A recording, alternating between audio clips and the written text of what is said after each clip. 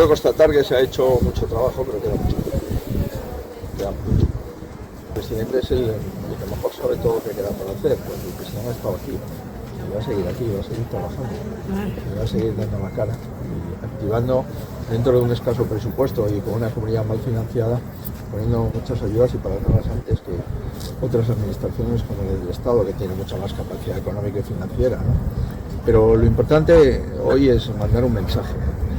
Primero, los alcaldes, las alcaldesas han estado al pie del cañón todo el tiempo, van a seguir estando.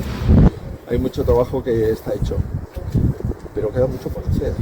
He constatado que quedan muchas infraestructuras por reponer, que necesitamos urgentemente que se periten las viviendas, que se periten los coches, que se retiren todavía miles de coches que están en los campos, que se reciclen y que se repongan viales y también infraestructuras sociales y otro tipo de infraestructuras viarias, ¿no? Y por supuesto que se haga un plan general para recomponer la economía valenciana, que queda muy afectada, ¿no? Insisto, necesitamos obras urgentes, obras declaradas de emergencia y otras obras de estructurales para la economía valenciana, y esto no lo vamos a hacer en un año, esto vamos a tardar mucho tiempo y Valencia tiene que sentirse acompañada, y los 700.000 personas que viven en estos ayuntamientos tienen que sentirse acompañados por todos,